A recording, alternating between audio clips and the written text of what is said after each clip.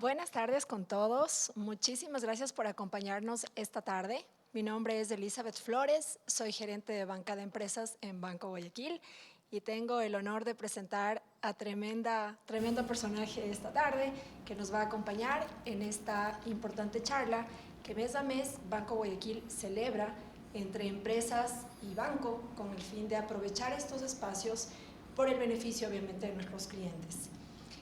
Como les mencionaba, les doy la más cordial bienvenida. Creo que es importante que compartamos conocimientos, nuevas perspectivas e ideas con Julio José, que está con nosotros la tarde de hoy. Antes de arrancar, quiero comentarles que nuestra conferencia tendrá abierto hoy un chat de preguntas que está habilitado desde este momento y que serán absueltas al final de la charla.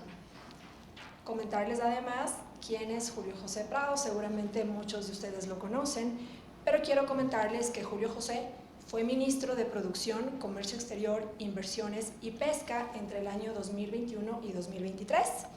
Además, también fue presidente de la Sobanca durante 5 años.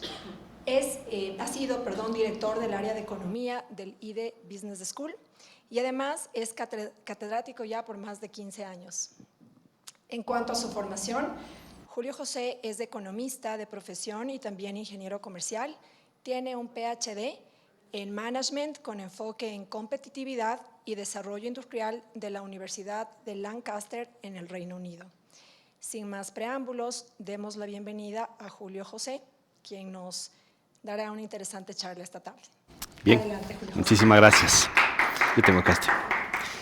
Bien, muchísimas gracias a quienes están aquí presencialmente y a quienes nos siguen online. Entonces, me ha pedido el banco que hablemos sobre algunos drivers, gatilladores. Ya les voy a explicar de qué se trata este asunto de drivers o gatilladores, pero que nos enfoquemos sobre todo en temas a nivel internacional, con un enfoque también a nivel local, digamos, ¿no? Entonces, esta charla está pensada, podemos decir, a 2 niveles. Primero, tratar de entender cuáles son los principales riesgos internacionales y, evidentemente, vamos a hablar de la guerra comercial, ¿no? Del tema Trump-China, Trump-Europa, etcétera, y demás, que puede pasar, algunas otras decisiones que pueden afectar también al tema de remesas, al tema de la inflación, crecimiento económico, y después tratar de abordar, digamos, de forma bastante sucinta, para no alargarnos mucho, pero que les sirva a todos quienes nos están escuchando y quienes están aquí presencial, como para entender cuál es el panorama económico que nos espera este año y sobre todo entender cuáles son, y ahí va la metodología, cuáles son estos drivers, estos gatilladores, estos elementos o variables económicas o del entorno o políticas que son las que hay que prestar atención. ¿Por qué hablo de drivers o de gatilladores? Porque cuando uno ve, imagínense el ecosistema macroeconómico, llamémoslo así, o el network macroeconómico, tiene una cantidad de variables que están interconectadas entre sí, ¿no? Y que una depende de la otra y la otra depende de la una, digamos, ¿no? Entonces son variables, son multivariables, son multiconectadas, y esto es lo que hace que sea tan complejo el poder entender cómo una variable X, Y o Z le afecta a mi empresa, le afecta a mi sector, le afecta al país, le afecta al banco, etcétera y demás. Entonces, lo que voy a tratar de hacer es ir desagregando, de alguna forma, estos drivers, estos gatilladores que considero que pueden ser los más relevantes para entender lo que puede pasar en el mundo y en el Ecuador este año, ¿ya? Y entonces uno ve y dice una variable, digamos, evidentemente tan sencilla, pero que tiene una cantidad de repercusiones y ramificaciones del tema del petróleo, ¿no? Entonces uno dice, el precio del petróleo que cae hace evidentemente que eso en el Ecuador genere un déficit fiscal. Ese déficit fiscal te genera después menos posibilidad de gasto público. Ese menos gasto público en general puede traducirse en menor inversión pública. Menor inversión pública significa que no solo que no se contrata nada adicional este año, sino que no se paga a proveedores atrasados, y si no se paga a proveedores atrasados, entonces eso significa que hay menos consumo, ¿no es cierto?, y menos liquidez significa que puede haber menos depósitos, y ahí el ciclo al sistema financiero le afecta, ¿no? Entonces, y uno dice, bueno, el punto de partida de mi ejemplo es el tema del petróleo, pero ¿qué es lo que afecta el precio del petróleo? Y entonces el precio del petróleo puede estar afectado por un montón de temas, sobre todo internacionales, y entonces ahí entra, por ejemplo, la guerra comercial Trump-China. Y entonces, si es que le pone Trump una pausa de 90 días, como ha sucedido el fin de semana, al tema de la guerra comercial entre China y Estados Unidos, y encuentran una salida, el precio del petróleo debería comenzar en principio a subir o recuperar algo de valor. Si es que se recupera nuevamente esa guerra comercial, el precio del petróleo va a ir bajando. Pero al mismo tiempo está la política económica del propio presidente Trump y de la OPEP, etc. Entonces todo juega, digamos, ¿no?, en una maraña de información que es complicada entenderla. Entonces en cada una de las láminas, no en todas, pero sobre todo en las láminas guía que ya les voy a enseñar, van a aparecer la palabra drivers, gatilladores, y abajo van a ustedes a ver, digamos, información de ese driver y cuáles son los efectos que podríamos esperar sobre ese tema para cada año. Yo los voy a ir comentando, pero solo para que le pongan atención, sobre todo a estas láminas, que son láminas, digamos, bastante, que tienen imágenes, ¿no? Son bastante ilustrativas. Más allá de los datos que vamos a ver, me interesa que recordemos unos 5, 6, 7 temas que son los relevantes, creo yo, para este año y entenderlos. Bien, va a haber un espacio para preguntas, yo voy a avanzar alrededor de unos 45 o 50 minutos y después vamos a tener unos 10 minutos, quizás un poquito más, dependiendo de cómo avancemos, para las preguntas que ustedes tengan, las pueden poner evidentemente en el chat. Bien, vamos adelante. Entonces lo primero, evidentemente, primer gatillador, primer driver de lo que está sucediendo en el mundo, que el año pasado no era relevante y ahora sí que lo es, ¿no es cierto?, es de este tema de la guerra comercial Estados Unidos, podemos decir, contra el resto del mundo.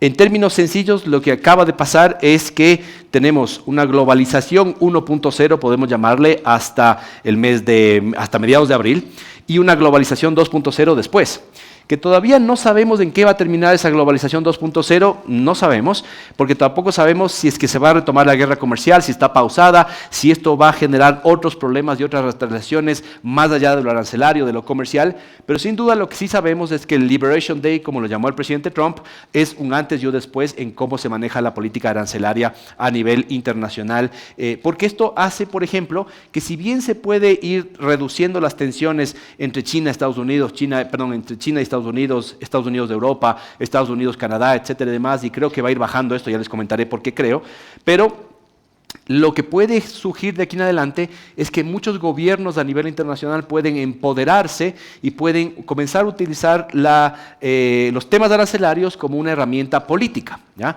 Y uno dice, bueno, ¿dónde puede pasar eso? En el Ecuador sucedió, ¿no es cierto? Justo antes de la primera vuelta electoral, el propio presidente Noboa decidió utilizar, digamos, una escaramuza arancelaria o una subida arancelaria para, de alguna forma, jugar un rol político en el tema con México, ¿no? Que no se ha ejecutado esa posible subida de aranceles, sí es cierto, pero se utilizó. Entonces ya vemos que incluso para el Ecuador este tipo de uso y desuso de los temas arancelarios pueden generar incertidumbre con ciertos países. Bien, gatilladores de esta guerra comercial, como ustedes ven en sus láminas, deben ustedes estarla viendo también online. Entonces, evidentemente una caída del consumo, un aumento de precios, una disrupción del supply chain y una alta incertidumbre a nivel internacional. Entonces, sin duda que eso es parte de los efectos. Va a depender, y ya les vamos a cuantificar esto, pero va a depender de qué tanto tiempo dure esta guerra comercial. Si es que después de los 90 días de esta pausa, primero que se dio a nivel global, y ahora este fin de semana se acaba de dar una pausa de la guerra arancelaria entre China y Estados Unidos, si es que se retoma esto, sin duda vamos a ver una caída del consumo, sin duda vamos a ver un aumento de precios, por lo pronto no se está viendo porque, digamos, parecería que esto más bien va bajando hacia algo que es menos grave de lo que pensábamos inicialmente. Bien, ¿cuál es el tema de fondo? Es que tenemos un cambio muy rápido, radical, bueno, en los últimos 24, 25 años, pero para el mundo y para el comercio internacional es un cambio muy rápido de la tendencia de con quién comercia y cuáles son los principales partners comerciales de los principales países del mundo. En el año 2000, los principales partners, o mejor dicho, el principal partner o socio comercial de la gran mayoría del mundo era los de Estados Unidos, por eso este gráfico está en azul. Y 2 décadas después, que parece mucho, pero en términos, ¿no es cierto?, del comercio internacional es poco tiempo, ingresa la China a la OMC y 24 o 25 años después tenemos justamente un cambio brutal de con quién hace negocios el mundo, ¿ya? Y entonces seguramente el propio presidente Trump habrá visto este equipo y su equipo habrá visto este gráfico y habrán dicho tenemos que hacer algo porque si no China en 5 años más nos termina comiendo a todos, ¿no? Y si ustedes ven en realidad de los pocos que quedan por ahí algunos países europeos y Sudamérica en realidad, ¿no? El resto, sus principales partners son la China. Pero en el Ecuador, incluso en ese grafiquito, no sé si lo van a ver en sus pantallas, pero el Ecuador está azul, ¿no? Es decir, nuestro principal socio comercial de Estados Unidos, es cierto, pero si le quitamos el petróleo y toda la economía privada, es la China. Nuestro principal socio comercial, si le quitamos el petróleo, es la China. Entonces podríamos ponerle también ahí en rojo, pero evidentemente está el petróleo que hace una gran diferencia. Y esto no solo afecta a los flujos comerciales, afecta también a los flujos de inversión, ¿no? De inversión extranjera directa de China. Y vemos en el caso de América Latina que durante, sobre todo, la década entre el año 2010 al 2020, China tuvo muchísima presencia en América Latina, en obra, en infraestructuras, en puertos, aeropuertos, carreteras, etcétera, demás, y la sigue teniendo en varios países, incluido el tema del megapuerto de Chancay, ¿no es cierto?, que de hecho fue construido por los chinos y que es parte de los problemas que está teniendo hoy por hoy el Perú para acercarse al gobierno de Trump, ¿no? Los mismos problemas que está teniendo Panamá, ¿no es cierto?, en el tema de que el presidente quiere retomar el control del canal, etcétera, demás. Entonces, la política arancelaria se utiliza como una política también de negociación, y mucha gente dice al presidente Trump no hay que entenderle con el libro de texto económico, sino que hay que entenderle con el libro de texto de él, ¿no es cierto? The Art of the Deal, el arte de la negociación. Y creo que eso es un tema que tenemos que ver. Pero seguramente este es un gráfico muy interesante que nos da pie para hablar de un par de cosas más. Otro gráfico interesante es este, en el que vemos cuál es el promedio ponderado del arancel de Estados Unidos comparado con prácticamente todos los países del mundo, y sobre todo los países ricos, los países desarrollados, los países de la OCDE, digamos, ¿no? Los países desarrollados. Pero aquí están la gran mayoría de países del mundo en este gráfico. Este era el nivel arancelario, ¿no es cierto?, cuando el presidente, o justo antes de la elección del presidente Trump y la asunción del presidente Trump. Era alrededor del 3%. Ese era el nivel ponderado de los aranceles de Estados Unidos. Ese Estados Unidos paladín, digamos, del libre comercio, de los acuerdos comerciales, de la apertura, etcétera, y demás, se acabó, ¿no es cierto?, en el Liberation Day. ¿Ya? ¿Qué pasa? Pasamos básicamente a tener un arancel de Estados Unidos promedio que supera el 33% y se vuelve Estados Unidos en el país que más aranceles cobra promedios ponderados en el mundo. Si lo viéramos desde el punto de vista simplemente del arancel absoluto, sería menos, pero lo que importa es cuánto eso representa en términos de tus exportaciones e importaciones. ¿Qué pasó inmediatamente después? Vino el presidente Trump, ¿no es cierto?, una semana, 10 días después, y dijo, vamos a poner una pausa. ¿Por qué pone una pausa? Por los efectos que les voy a mostrar después, pero sobre todo se estaba cayendo la economía de Estados Unidos, había una incertidumbre brutal, se cayó la bolsa, bueno, un desbarajuste tremendo que no habíamos visto desde la pandemia y no habíamos visto nunca antes inyectado a través de una política comercial.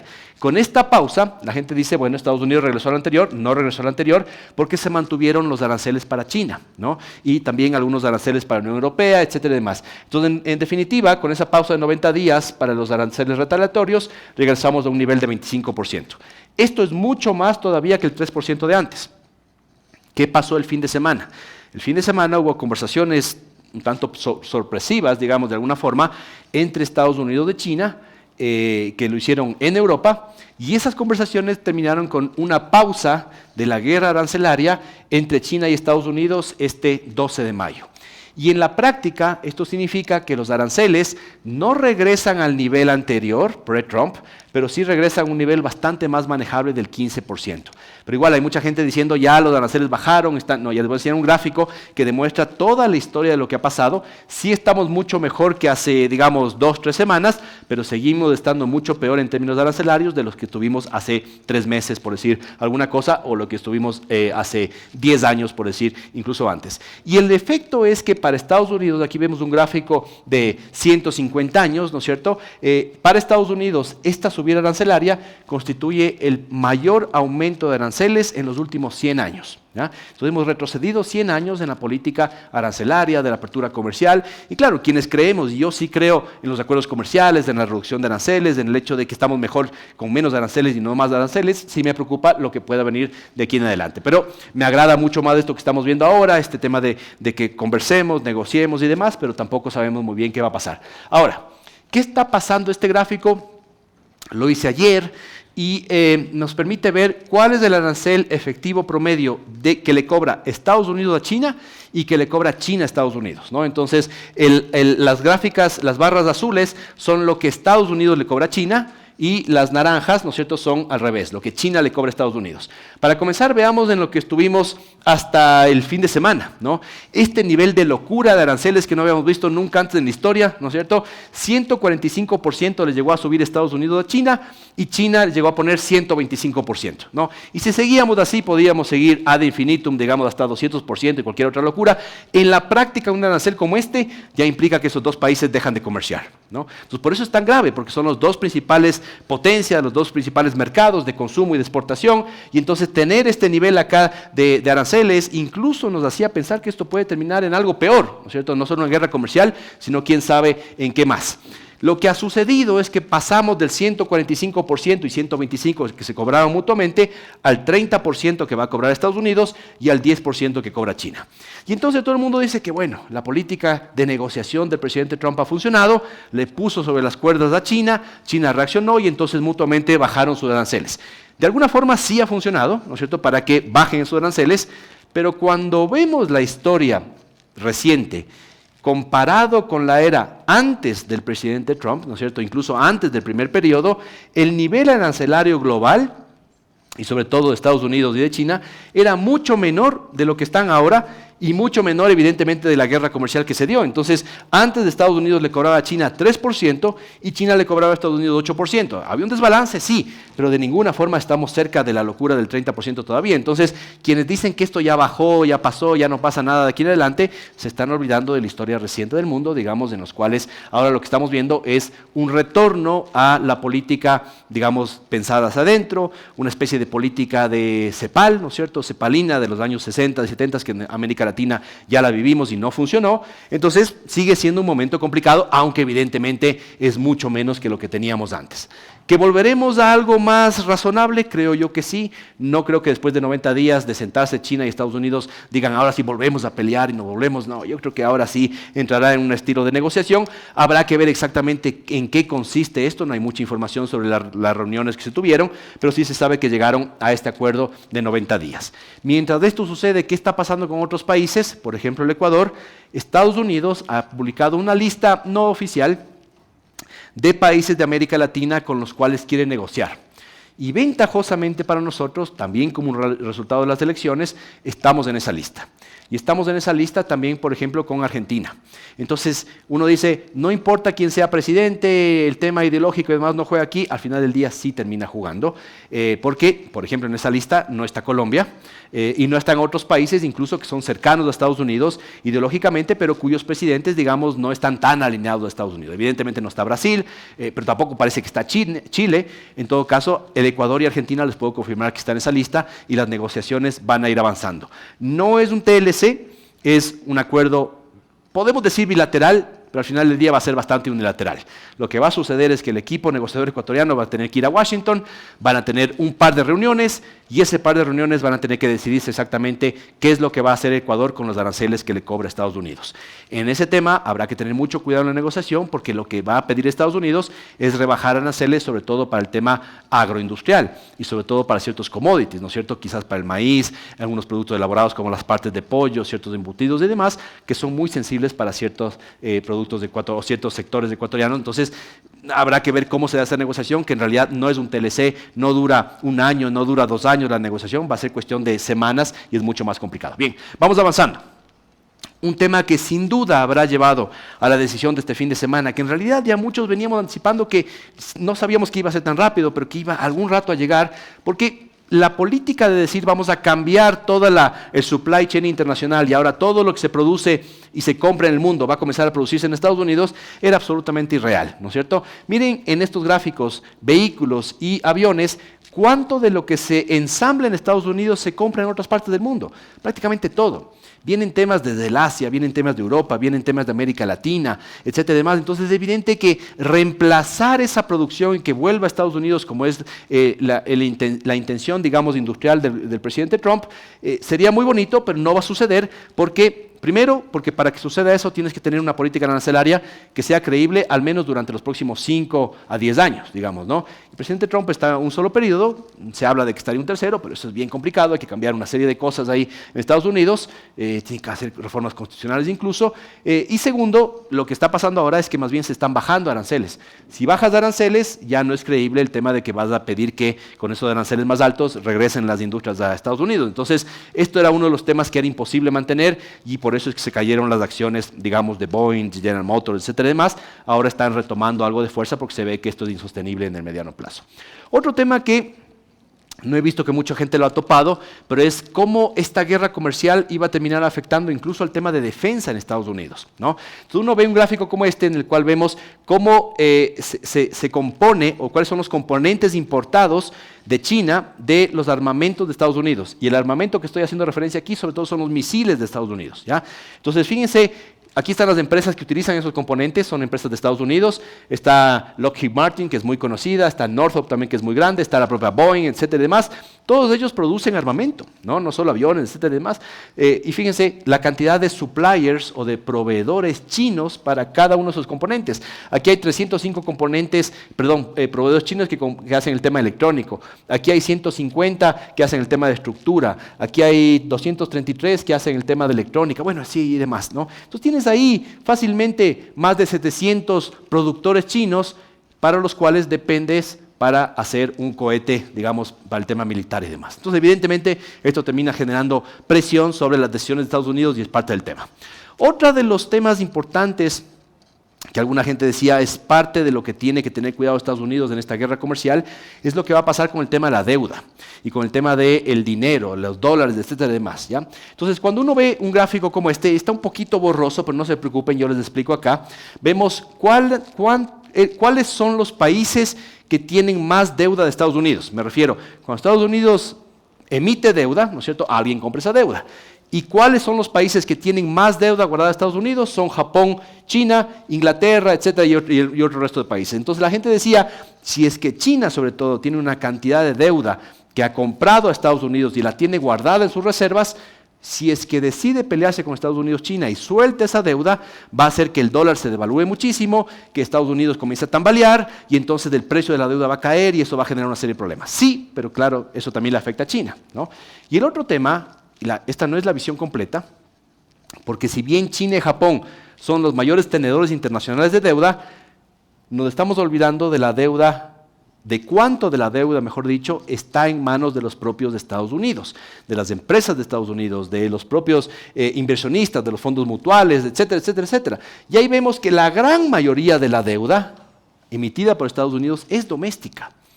Y China tiene solamente el 2% de la deuda. Entonces, este argumento de que esto va a hacer que se destabilice Estados Unidos y que por ahí va a venir el problema y que China tiene una bomba nuclear que puede apretar, que soltar deuda, no va a suceder porque en realidad China representa el 2% del total de la deuda. Y claro, el gran problema que habrá visto el equipo de Trump es que ¿a quién le estaba afectando toda esta guerra comercial? A las acciones. Y las acciones le afecta evidentemente a Wall Street, etcétera y demás, pero sobre todo a quienes tienen sus fondos de reserva, de jubilación y demás en las acciones. Y aquí en el Ecuador no utilizamos eso, pero en Estados Unidos sí que lo utilizan muchísimo. Entonces, un tema que seguramente también habrá visto el equipo de Trump. Otra decisión que sé que, o seguramente habrá estado relacionada con lo que ha sucedido el último fin de semana, que es esta decisión de bajar las tensiones comerciales y demás, es algo que no tiene que ver nada con los aranceles, pero que tiene que ver todo con la economía. Fíjense la cantidad de gente que ha decidido dejar de viajar a los Estados Unidos, simplemente como un tema de retaliación, como un tema de molestia, ¿no es cierto?, con la política económica y arancelaria del presidente Trump. Entonces, si bien hay algunos países que ya venían cayendo, las caídas que hemos visto a raíz de estas escaramuzas y estas peleas en el tema de la migración, en el tema de aranceles, etcétera y demás, ha hecho que evidentemente, sobre todo los canadienses, por ejemplo, están muy molestos en este tema y siguen cayendo las entradas de visitantes, de turistas del Canadá. Fíjense aquí cómo caen muy fuerte. Evidentemente las entradas de gente desde México han caído muchísimo. Europa también cae. El único que venía cayendo y de alguna forma se ha detenido es del Asia, digamos, ¿no? Ahí quizás quizás hay otras variables que hay que analizar. Pero esto es un tema importante, porque entonces Estados Unidos está empeñando de alguna forma con esta forma de hacer política su soft power. ¿Qué es el soft power? Es la forma de hacer diplomacia que le ha llevado a Estados Unidos a ser el gran conciliador, a ser la voz creíble, a tener una voz, digamos, en el concierto internacional que ayude a crecer de forma adecuada y no tener que utilizar las armas, ¿no? O la fuerza, que son el hard power y demás. Entonces, me parece que es un tema relevante. Y finalmente, el tema que hay que analizar es cómo esto genera incertidumbre a nivel internacional. Este es un gráfico tomado de Financial Times a pocos días del anuncio del inicio de las tarifas, digamos, en el mes de abril. Fíjense cómo el nivel de incertidumbre medida en cualquiera de los dos gráficos, un gráfico del FMI y un gráfico del Financial Times, cualquiera de ellos nos demuestra que el nivel de incertidumbre que se dio creció incluso más que los niveles que tuvimos en pandemia, ¿no? En pandemia la incertidumbre se dio por un tema evidentemente de contagio mundial. Pocas veces en la historia hemos tenido un nivel de incertidumbre tan fuerte generado por una política económica. Y eso evidentemente estaba generando una especie de caos incluso en el mundo. ¿Cuáles son los efectos de todo esto? Este gráfico está un poquito chiquito, pero ya les enseño lo que dice. Esta es información tomada del Global Trade Outlook, que se publicó a finales de abril del 2025, abril 2025 de este año. Y tenemos aquí, digamos, información bastante reciente. ¿Qué dice esta información? Nos vamos a centrar en esta columna, que es la diferencia antes y después de los aranceles con el presidente Trump. Entonces, fíjense ustedes. A nivel de exportaciones, este efecto de los aranceles se espera que a Norteamérica, Canadá, México, Estados Unidos, le afecte en un menos 15% en las exportaciones de esos países al mundo. Es bastante este nivel de exportaciones en caída. Y finalmente, las importaciones de Norteamérica iban a tener un efecto de menos 12% frente a la situación anterior. Esto evidentemente significa más inflación, significa menos comercio, menos consumo y al final del día menos crecimiento económico. Y cuando lo vemos de un punto de vista ya no del comercio, sino de los servicios, esta información es la primera vez que lo presenta el Global Trade Outlook desde el punto de vista de qué pasa con la balanza de servicios. Y justo en este contexto es bien interesante, porque si bien uno dice es una guerra simplemente de temas arancelarios y le pongo un arancel al café y le pongo un arancel a los vehículos y a los etcétera, etcétera, esto también afecta a los servicios, ¿no? A los servicios transables. Y fíjense ustedes, a nivel de Norteamérica se esperaba una caída en el tema de los servicios, no demasiado fuerte, pero el segundo país o la segunda región más afectada por este tema iba de hecho a ser Sudamérica, por todo el tema logístico que tenemos, sin duda en el Canal de Panamá y otros países que tienen alto comercio internacional, le iba a afectar, no tanto al Ecuador, pero sí a otros países de América Latina. El transporte y el turismo eran de los grandes afectados por esta guerra comercial. Todo esto suma y abona a la idea de que estos aranceles tenían que ir bajando, porque si no lo que iba a suceder es que en estas proyecciones, fíjense ustedes, proyecciones del FMI, enero 2025 y 4 meses después.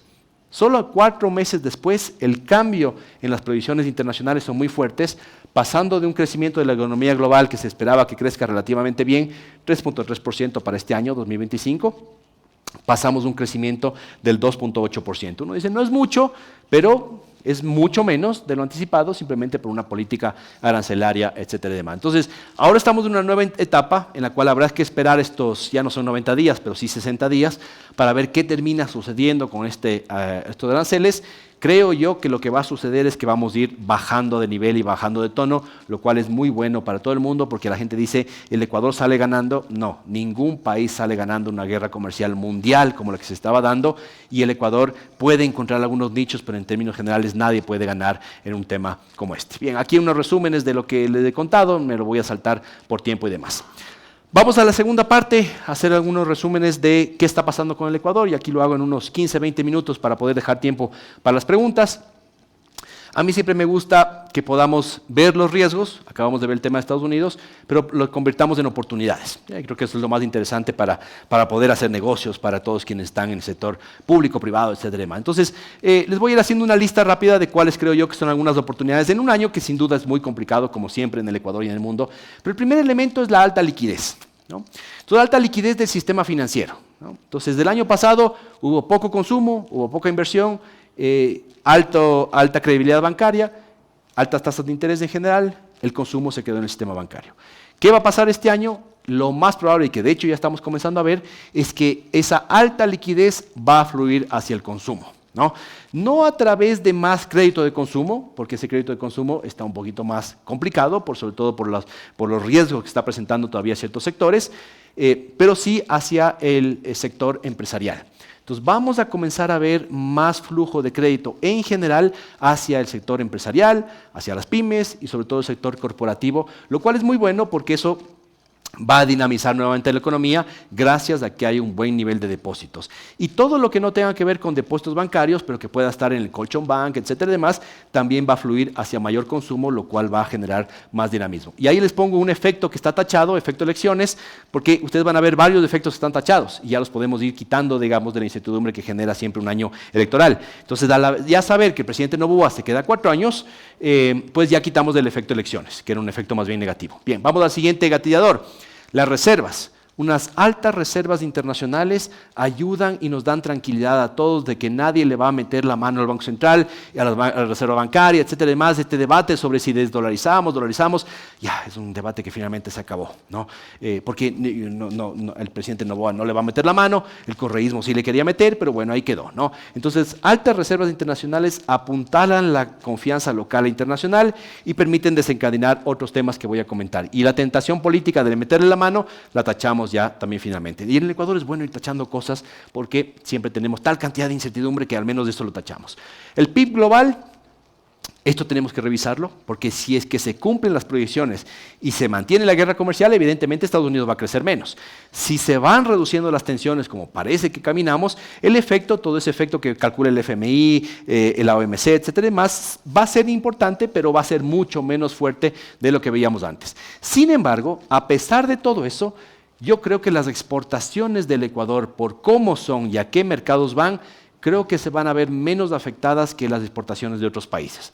Exportaciones manufactureras, temas logísticos, etcétera y demás, incluso servicios, van a estar mucho más afectados en otros países. El Ecuador, en ese contexto, debería tener menos efecto, ¿no? Pero sí hay que estar muy atentos a este gatillador, digamos, del crecimiento, porque eso puede deteriorar algunas variables, sobre todo el tema petrolero, que ahí sí nos puede pegar.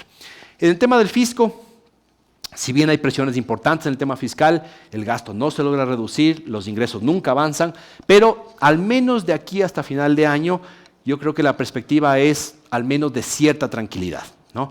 Que no hubiese sucedido, ya nos olvidamos de eso, pero no hubiese sucedido en el caso contrario, digamos, el que ganaba la Revolución Ciudadana, porque ahí, al menos, sin hacer ningún comentario político, pero al menos había 2 elementos que se complicaban inmediatamente si es que ganaba Luisa González, por ejemplo, ¿no? Primer elemento que, si es que ganaba Luisa, los mercados internacionales lo que iban a hacer era subir el riesgo país, ¿no? Entonces, estuviéramos en este momento ya no hablando de riesgo país de 1.100, como está el día de hoy, sino de un riesgo país de 2.500 a 3.000 puntos, sin duda. Y eso hacía que salir a emitir deuda sea absolutamente imposible.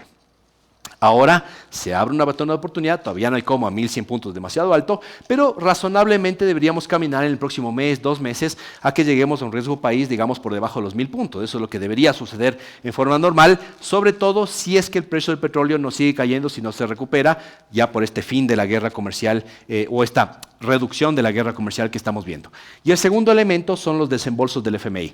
Si es que la opción no era el presidente Noboa, sino la otra opción, evidentemente había una revisión del tema del Fondo Monetario y sobre todo estos 1.200 millones que estuvieron un poco represados regresarán al país, llegarán al país como parte del acuerdo con el Fondo Monetario. Si es que había otra opción política, seguramente eso se aguantaba. Pero el tema aquí sí hay una incertidumbre que es: y después de esto, ¿qué pasará? Es decir, ya tenemos esa plata, logramos colocar algo de bonos hacia final del año, pero para el 2026, ahí sí que hay más preocupaciones con respecto, porque hay que pagar mucha deuda externa, etcétera, demás, y ahí sí veremos seguramente alguna revisión tributaria, etcétera, demás. En el tema de inflación, sí hay buenas noticias. La inflación del Ecuador es más baja que la de Estados Unidos, más baja que la europea y más baja que casi todos nuestros vecinos con los cuales competimos. Esa es una buena noticia. Si bien la inflación, sobre todo el año pasado, fue demasiado baja, y uno dice, ¿por qué dices demasiado baja? Porque fue 0.5%, cuando en realidad esperábamos una inflación de alrededor de 1.2, 1.5%. Y fue demasiado baja porque hubo muy poco consumo y muy poca inversión. Entonces, no fue baja por las buenas razones, fue baja por las malas razones. Pero no importa, sea como sea, este año se espera consumo, se espera crecimiento, la inflación ya ya no será 0.5, estará quizás en el alrededor del 1.2%, 1.3%, pero seguirá siendo más baja que la de otros países y eso es una buena noticia desde el punto de vista de la competitividad internacional. En términos de remesas, mucha gente nerviosa de qué puede pasar con Trump, qué puede pasar con la política migratoria. Sí hay que estar nerviosos, pero no al nivel de escandalizarnos. ¿Por qué? Porque este año las reservas, o mejor dicho, el año pasado, las remesas internacionales representaron 6.500 millones de dólares. Un nivel altísimo, ¿ya? El Ecuador depende de las remesas, es increíble, pero dependemos de eso. Y las remesas representan entre 12 a 15 veces más de los que nos ingresa en inversión extranjera directa. O sea, desde este punto de vista es vergonzoso, digamos, ¿no? Pero ese es del Ecuador y eso es lo que tenemos, 6.500 millones. No creo que las remesas van a crecer al mismo ritmo que crecieron el año pasado. Si creciesen igual que el año pasado, terminaríamos este año, 2025, con un nivel de remesas fácilmente alrededor de 7.300, 7.400 millones, una cantidad muy importante de plata. Con temas relacionados con la migración, con el menor crecimiento de Estados Unidos, etcétera, etcétera, seguramente no se van a caer de los 6.500 que recibimos, pero no van a crecer a 7.300, se mantendrán alrededor de 7.000, 7.100. Es un crecimiento menos fuerte, pero no hay nada que temer, digamos, por el lado de una caída de las remesas. ¿Cuál es la única verdadera amenaza al tema de unas remesas? Y es una amenaza grande, pero que todavía tiene una probabilidad bien baja de realizarse, es si que el presidente Trump pone un impuesto a la salida de divisas en Estados Unidos, o le pone un arancel, digamos, llamémoslo así, a las remesas. Eso sí sería una bomba atómica para toda América Latina. Por ahí hay una gente que está pidiendo eso, incluso en el Congreso de Estados Unidos, pero son todavía voces muy, muy distantes. Ahora, el presidente Trump puede tomar esas decisiones, que nos ha sorprendido con muchas de ellas, pero no creo que vaya por ahí, porque realmente sí sería, para América Latina, sería como aplastar un botón nuclear, digamos, y creo que lo saben y demás, ¿no? Y en términos del FMI se va a mantener el acuerdo, y eso es bueno porque ya el efecto correísmo, el efecto elecciones se dispersa, y sí hay que tenerlo en cuenta.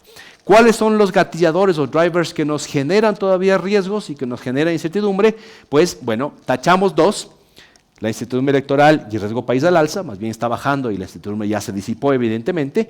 Se espera un buen manejo de la Asamblea, ¿no? Veamos qué sucede ahí, pero al menos las tensiones no van a ser las tensiones que tuvimos en los años anteriores, que fueron muy complejas de manejar.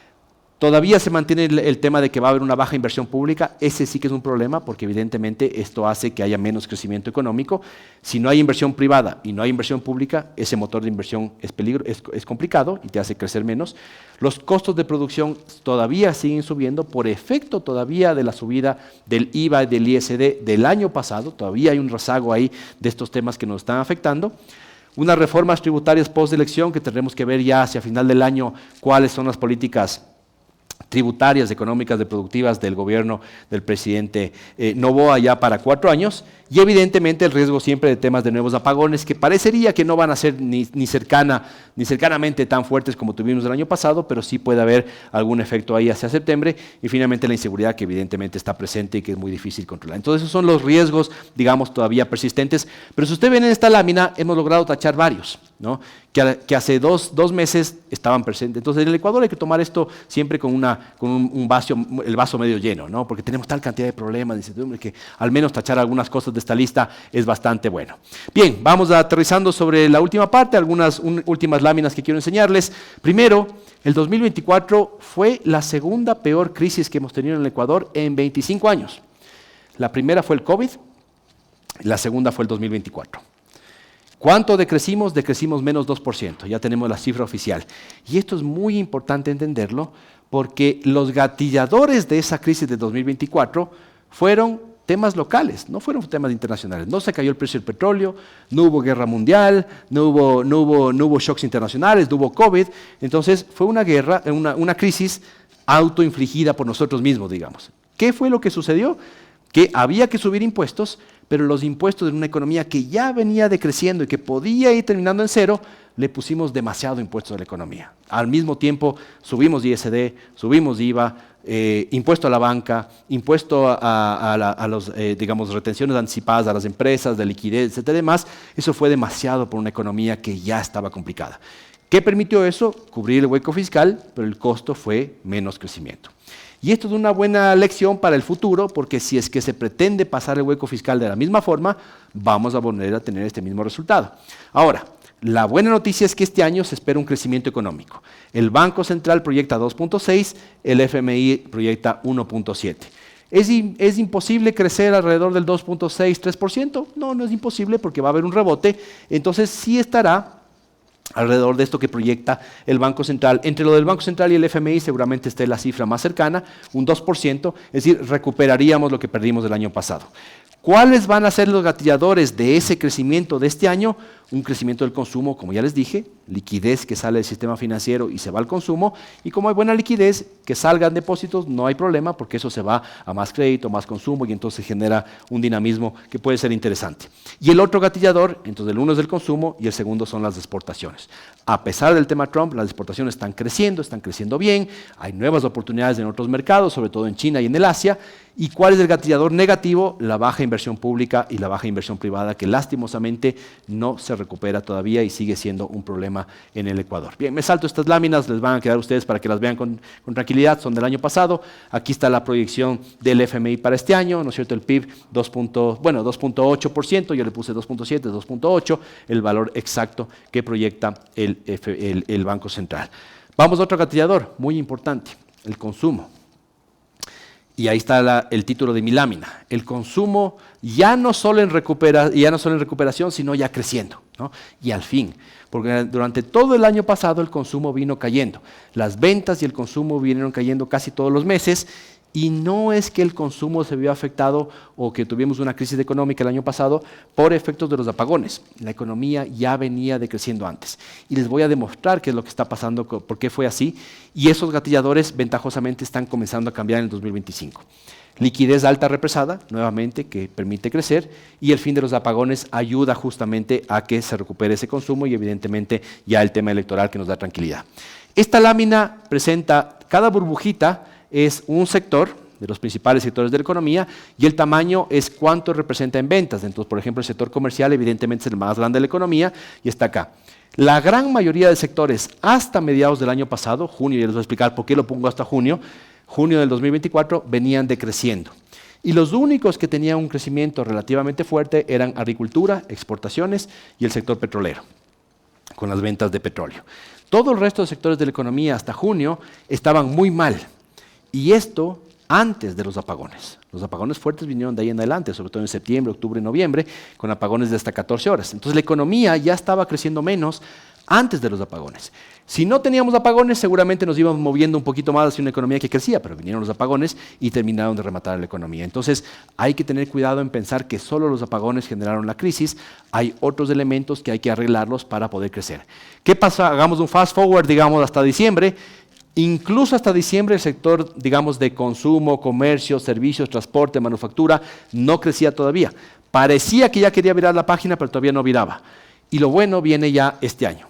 En enero, fíjense el cambio brutal. Diciembre se veía así, enero ya se ve así, ¿no? Entonces ya tenemos sectores que están creciendo, el comercio en términos interanuales ya está creciendo al 15%, agricultura sigue creciendo, manufactura, financiero también estuvo un poco mejor, actividades profesionales, y quizás, ¿no es cierto?, todavía se nos quedaron ahí unos poquitos, pero no mucho más. Esta parte de acá abajo del gráfico indica el crecimiento frente a antes del COVID. Entonces, ¿qué significa esto?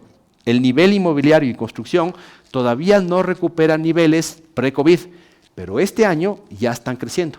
Entonces, si bien les falta recuperar lo que teníamos hace 5 años, ya es bueno que estén en la parte positiva de este gráfico. Entonces, en general, ya nos falta aquí, ya hay información de febrero, todavía no lo he puesto en este formato, pero ya vemos que la economía entra en una nueva fase de recuperación.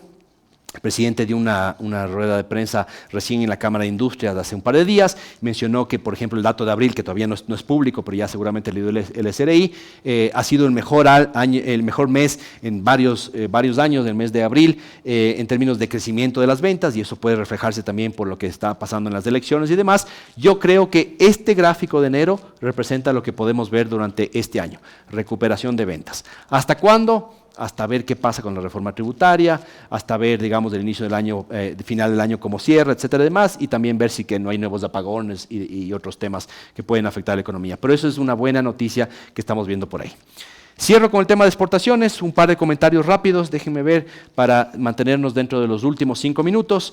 Las exportaciones salvan el año 2024 nuevamente, igual que durante la pandemia, nos salvaron las exportaciones si no hubiésemos tenido una caída mucho más fuerte, y si no se recuperaban las exportaciones privadas en la segunda parte del año 2024, porque la primera estuvieron bastante flojas, si no se recuperaban en la segunda parte, ya no hubiésemos caído menos 2%, sino que hubiésemos tranquilamente caído menos 4%, y ahí sí era ya una caída muy, muy fuerte del año anterior.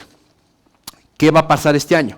Los gatilladores cambian, las exportaciones van a crecer incluso más rápido que el año pasado, pese a la guerra comercial con Estados Unidos, como les digo. Y eso es lo que estamos comenzando a ver en los primeros meses de este año. ¿Qué va a gatillar un crecimiento importante del consumo? Los TLCs. ¿Qué puede jugar en contra de las exportaciones? La guerra comercial, pero que ventajosamente, como vimos en la primera parte, está disminuyendo. ¿Qué juega a nuestro favor? La devaluación del dólar. El dólar se está devaluando justamente por las mayores percepciones de riesgo que está generando la guerra comercial. Y finalmente, algo que juega a nuestro favor, mayor inflación en el resto de países y no así en el Ecuador. Y eso también es un gatillador positivo para nosotros. ¿Qué está pasando con las exportaciones? Crecieron el año pasado, enero-diciembre, al 12%, crecimiento no exagerado, pero bueno, ¿no es cierto? Al principio del año estaban creciendo al 3% en el primer semestre y eso sí era preocupante, se recuperaron muy bien en la segunda parte. ¿Qué no está creciendo muy bien o no creció muy bien el año pasado? Las importaciones. Por eso es que la balanza comercial fue tan positiva, porque entonces se cayeron las importaciones, crecieron las exportaciones, pero las importaciones cayeron por, digamos, la mala razón. ¿Cuál fue la mala razón? Me paso a mostrarles las importaciones por aquí.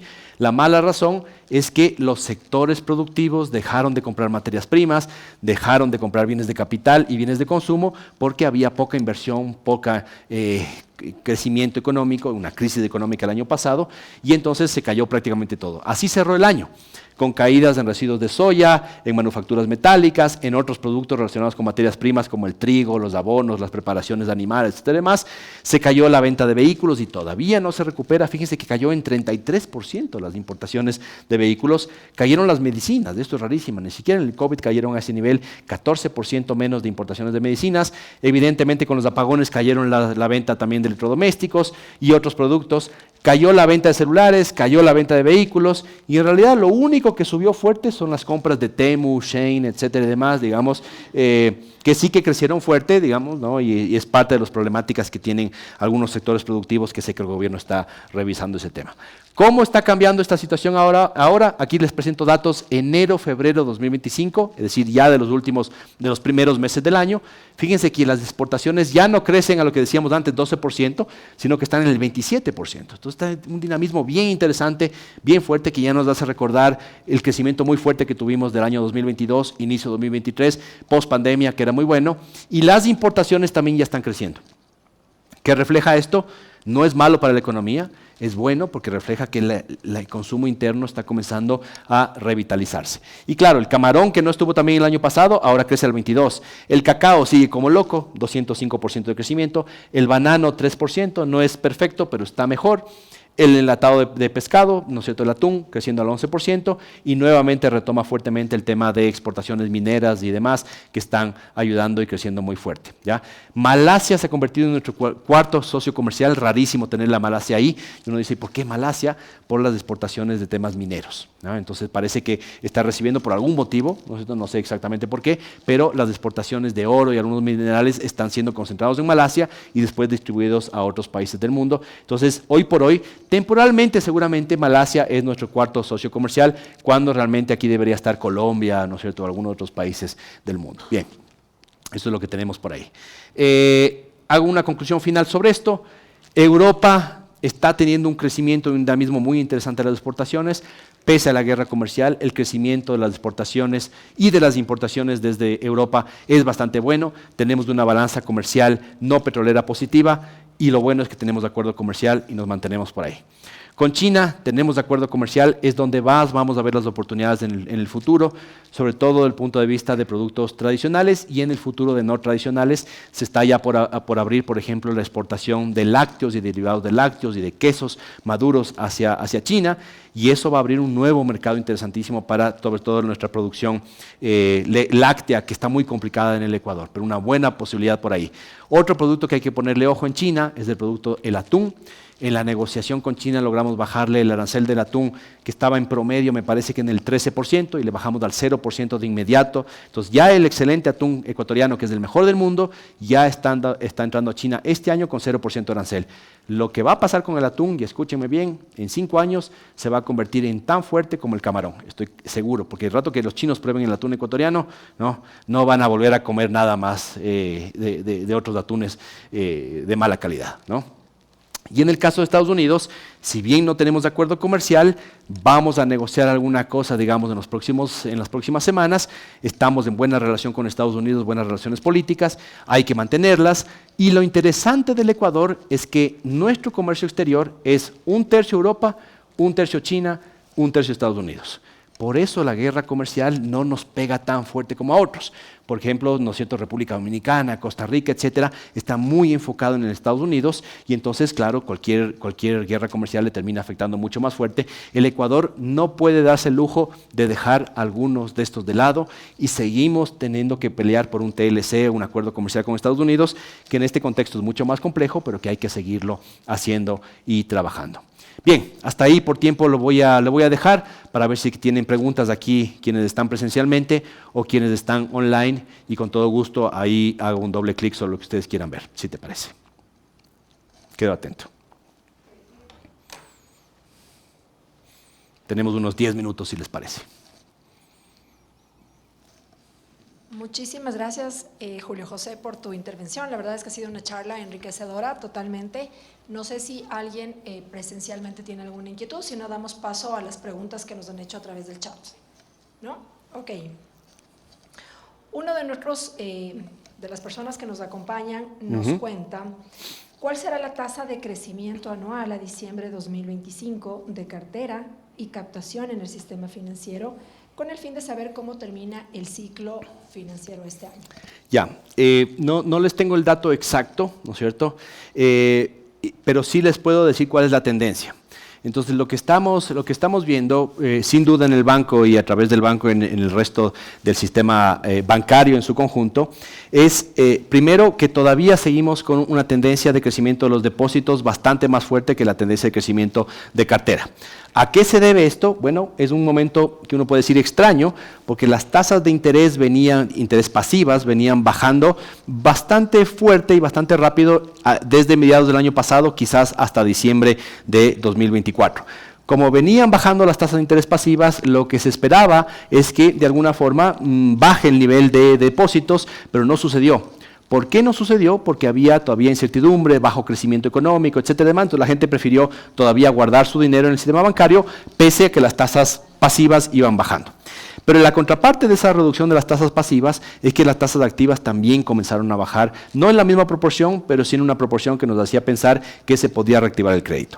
¿Por qué todavía no se reactiva el crédito con la fuerza que uno espera, pese a que hay unas buenas perspectivas, como les enseño para este año, y que el consumo está lentamente comenzando a recuperarse? Porque había, digamos, unos efectos políticos que todavía nos hacían saber de tener ciertas precauciones con respecto a qué podía pasar en la economía, etcétera y demás. Ahora que ya tenemos claridad, al menos de 4 años, de lo que puede pasar, sin duda que lo que vamos a ver es que puede darse una reducción quizás adicional de las tasas pasivas. Creo que no vamos a ver mucho más, pero sí podemos entrar a ver quizás en promedio un 0.5, 0.8% menos de tasa pasiva en los próximos meses. Y algo de liquidez saldrá del sistema bancario. Nada que sea preocupante, no es una corrida bancaria, no pasa nada, simplemente vamos a ver menos liquidez, y es lo lógico porque esa liquidez sí se va a comenzar a generar en mayores créditos. ¿Qué puede pasar con la tasa pasiva? Creo que si se reactiva el sector, sobre todo de comercio, y el sector productivo, el sector de crédito hacia la empresa, que creo que es lo que va a suceder primero que el sector de consumo. Si que se reactiva ese sector, los bancos van a tratar de atacar a ese mismo sector. Y ahí evidentemente el consumidor, el cliente bancario, puede salir beneficiado porque va a tener muchas más opciones de escoger durante este año. Y entonces los bancos que primero se muevan hacia ese segmento van a ser los ganadores, digamos, en este contexto de recuperación que estamos teniendo.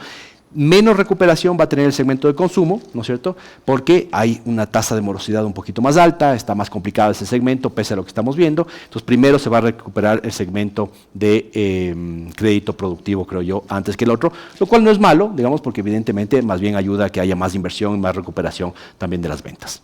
Muchísimas gracias, Julio José. También tenemos otra pregunta de José Espinosa y dice: el impuesto a la salida de divisas es un freno que tienen los inversionistas, sin duda alguna. Sí. ¿Se prevé añadir este impuesto a los bienes de capital? La pregunta directa es: ¿el ISD seguirá siendo un factor decisivo para la inversión extranjera? 100%. Entonces, el ISD, lastimosamente, fue parte de los impuestos que subieron el año pasado. Sé que el equipo del presidente Noboa no quería hacerlo, pero les tocó hacerlo, digamos, entre comillas, porque no había muchas más opciones. Bien. En este momento ya deberíamos ir caminando hacia haber desaparecido el ISD. Iba bajando y lastimosamente volvió a 5%. ¿Nos gustaría ver un ISD más bajo? Sí. Ojalá haya un cronograma que lo presente ya el gobierno, el nuevo equipo económico, diciendo cuánto va a ir bajando el ISD. Eso es lo que yo quisiera ver. ¿Qué es lo que creo que va a pasar? Es que va a ser muy difícil que el ISD regrese al menos a un 2.5% y peor a un 0.5%. Porque recuerden que el ISD en el 5% representa recaudaciones superiores a los 1.200 millones de dólares anuales. Y entonces en el hambre financiera que tiene el Ecuador o de déficit fiscal que tiene, evidentemente no puede quedarse con 1.000 millones de dólares menos. Pero la contraparte de esto es que no van a venir inversiones en el nivel que se requiere, uno. Y el segundo es que en términos de generación de inflación, no afecta la inflación al consumidor, pero sí afecta a la inflación al productor. Déjame ver si es que tengo, le pueden poner a mi presentación un segundito ahí, déjame ver si es que tengo algún dato aquí, no me acuerdo si lo puse en la charla o no, pero quiero ver si es que puse un tema, no le puse, les cuento en ese tema. Un dato sobre la inflación. La inflación el año pasado, como les dije, cerró en 0.5%. Ese es el índice de precios al consumidor, es decir, lo que nosotros pagamos cuando vamos a comprar un tomate, por ejemplo, en un mercado, ¿ya? Pero el índice de precios al productor en realidad estaba por encima del 10% y creciendo en este momento. ¿Qué significa? Que el tomate que va al ama de casa estaba en 0.5%, pero el tomate que utilizan para hacer salsa de tomate, por ejemplo, para hacer cualquier marca que conocemos, estaba en el 10%. ¿Qué significa esto? Que los costos de producción estaban subiendo y los precios de venta al público estaban en realidad bastante bajos. ¿Cuál es el efecto de esto sobre las empresas? Es que el margen se estaba achicando. Y entonces, si bien vemos más ventas, vemos menos margen en las empresas. Y este es un efecto directo de la subida de impuestos del año pasado. Por eso es que si seguimos viendo este aumento de costos de producción, en algún momento el gobierno sí va a tener que tomar una decisión con respecto a temas de ISD, etcétera y más, porque ese es un componente que está haciendo que haya más costos a la producción. El ISD es un mal impuesto, deberíamos irlo reduciendo, ojalá el gobierno lo ponga como parte de lo que nos va a proponer para los al menos próximos 2 años. Muchísimas gracias. Y la verdad es que queremos aprovechar al máximo tu tiempo. Tenemos otra pregunta que nos hace Patricio Álvarez y nos dice: ¿qué expectativa tiene el sector construcción e inmobiliario para el resto del año 2025? Bien, ahí sí pongámosla mi presentación y regreso para mostrarles un poco cómo se veían esas burbujitas en el tema comercial y ventas. Déjenme, me regreso acá, aquí están, ¿no? Entonces, primero, para comenzar, en todo el año pasado, el sector comercio, por aquí está sector inmobiliario, construcción no le avanzo a ver si está escondido, aquí está construcción. Entonces, tanto construcción como el sector inmobiliario estuvieron muy mal, fueron de los más afectados durante prácticamente el primer semestre del año pasado y también durante todo el año. Aquí estaba el sector inmobiliario, aquí estaba construcción. Entonces, a pesar de que ya estaban comenzando a mover comercio y otros a la reactivación, estos todavía no estaban bien. ¿Qué estamos viendo al inicio del año? Que el sector construcción e inmobiliario ya se ha movido hacia la parte positiva del gráfico. No en tendencia de los últimos 6 años, pero sí en tendencia reciente, si tomamos enero 2024 con enero 2025. Entonces, ya hay una recuperación de ventas en el sector construcción e inmobiliario. ¿Qué vamos a ver en reactivación? Primero, creo que primero vamos a ver inmobiliario y después construcción. ¿Por qué? Porque todavía hay un stock muy fuerte de vivienda, de edificios, de casas que no se vendió el año pasado y que en realidad todavía no se vendió en los últimos 2 o 3 años. Entonces, lo lógico es que veamos recuperación primero de inmobiliario, es decir, del tema retail, de casas, etcétera, demás, y después la construcción comenzará a recuperarse, ¿no? Y ahí sí tenemos un problema. agregado en el sistema financiero en su conjunto, que es que sobre todo el segmento de vivienda y crédito al constructor está bastante detenido. ¿Por qué? Por sobre todo el segmento BIS y BIP, digamos, ¿no es cierto?, de vivienda de interés público y vivienda de interés social, está con una serie de problemas que no termina de reactivarse y hay varios bancos que han salido de ese segmento. Entonces ahí sí es un tema donde veremos un crecimiento un poquito más lento que en otras carteras, al menos del tema crédito, pero sí vemos que incluso estos sectores que estuvieron muy golpeados se están recuperando en estos primeros meses del año. Y aprovechando justamente otra pregunta respecto al sector automotriz, ¿se ve alguna recuperación y cómo afectan las medidas arancelarias del gobierno de Trump, específicamente este sector en nuestro país? Sí. A ver, el tema vehículos, acabo de ver, no tengo en mente exacto el dato, pero vi ayer que publicó la AEADE sus últimas cifras. Todavía no podemos decir que hay una recuperación fuerte y sostenida del sector automotor. Están menos mal de lo que estaban al cierre del año. Fue un sector donde vimos en el tema de importaciones de vehículos cayó en 33%, me parece que era la cifra, y todavía podemos decir que no se levanta cabeza en ese sector. Pero si es que el consumo comienza a reactivarse y hay más tranquilidad en la economía con respecto a las inversiones, con respecto al tema político y demás, sin duda creo yo que el segundo semestre del año va a ser bastante mejor para el sector de venta de vehículos de lo que fue inicialmente. En el tema arancelario, una decisión que tomó el gobierno del presidente Noboa hace escasamente un mes y medio es, para congraciarse con Estados Unidos, lo que hizo es anunciar una reducción unilateral del Ecuador de aranceles para todos los vehículos que vienen de Estados Unidos. Eso puede parecer una buena medida, pero es una medida ilegal. Y es una medida ilegal porque cuando el Ecuador hace parte de acuerdos comerciales, tenemos acuerdo comercial con Mercosur, con la CAN, tenemos acuerdo comercial con China, por ejemplo, y con la Unión Europea, uno no puede unilateralmente bajar un arancel para un sector específicamente con un país. Si vamos a bajar aranceles para vehículos, tiene que ser para todos los países con los cuales tenemos acuerdos comerciales. Entonces, eso puede ser demandado ante la OMC. Por eso es que ese tema específico que puede hacer que uno piense que van a venir más vehículos baratos de Estados Unidos, va a ser un tema muy temporal y va a ser, digamos, objeto de demandas de comercio internacional de los otros países. Es decir, pensemos que va a decir China.